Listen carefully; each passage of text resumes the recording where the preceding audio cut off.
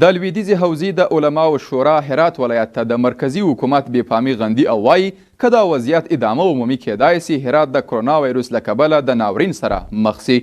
شیخ الحدیث الحاج مولانا خداداد صالح د لویدیځې حوزې د علماو شورا مشر چې د شورا په نننۍ غونډه کې خبرې کولې وویل باید دیني عالمان خلکو ته د دې ناروغۍ په هکله پوهاوی ورکړي او هغوی وهڅوي تر څو په کور کې پاته سي. نور حال په راپور کې. د لویدیځې حوزې د علماو او روحانیونو شورا نوبتي غونډه نن د شیخ الحدیث الحاج مولانا خداداد صالح په مشرۍ ترسره شوه او پکې د کرونا وایروس او هرات ولایت ته د مرکزي حکومت پر نه پاملرنې خبرې وسوې. په دې غونډه کې شیخ الحدیث الحاج مولانا خداداد صالح د دیني عالمانو وغوښتل چې خلکو ته د کرونا وایروس په هکله پوهاوی ورکړي او هغوی وهڅوي تر څو د نورو هیوادونو په څیر تر یو څو وخته پورې په کور کې کښیني او روغتیایي سپارښتنې عملي کړي.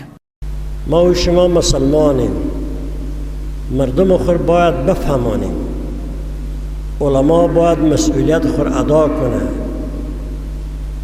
مردم هرات باید مسئولیت خود ادا کنه. اگر ما همینطور دست بالای دست بنشینیم شما یقین داشته باشین که ما با مصیبت بیشتری گرفتار میشیم. باید از اسبابی که خداوند اونا رو خلق کرده از او اسباب کار بگیریم. امروز جهان با همه پیشرفتگی خود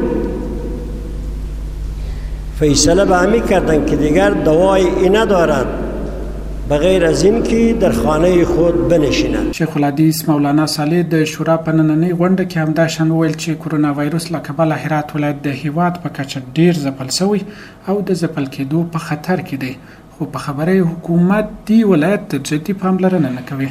د دین دی وتلي عالم په خبره که د مرکزي حکومت دا بېغوري ادامه ومومي هرات به د کرونا وایروس له کبله د ناورین سره مخ شي. از مرکز گفته میشه که 5 لک صلاحیت داره. 5 لک ما چیکار کنیم؟ 5 لک کجا میگیره؟ امروز هرات در همه افغانستان بیشتر به این مریضی مبتلاه. اگر تصمیمی گرفته نشود، غمخواری نشود، این هر روز بیشترتر میشه، خطر از بیشترتر میشه. خصوصا برادران مهاجر ما که از ایران خوب کار میکنن مملکت خود میاد، دولت ما باید در اینجا یک تصمیم بگیرد. د لویدیځې حوزې د علماو شورا مشر د هرات قرنطین د کرونا وایروس خپرېدو مخنیوي لپاره ښه اقدام بولي، خو ویل چې په دې حساس وخت کې نرخونه په بازار کې باید کنټرول او د بېوزلو سره مرستې ترسره سي.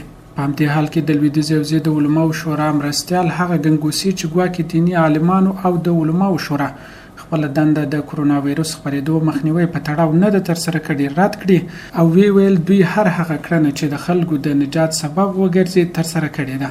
در بعض موارد شنیده شده که علما نسبت به حیات مردم توجه نکردند، چنانچه در زمینه مصاحبه هم کسی به ما گفت که میگن علما از طریق منابر و مساجد او چیزی که لازم بودن. د لویدیځې حوزې د علماو شورا مشر په دې حساس وخت کې چې د کرونا وایروس له کبله خلک زیانمن او اندېښمن شوي دي د یو شمېر فرصت طلبه پانګوالو او پلورونکو کړنې هم وغندلې او ویل چې باید په دې وخت کې څوک د خلکو له مجبوریته کار وانخلي او په ابتکار او ګران پلورنې لاس پورې نه کړي.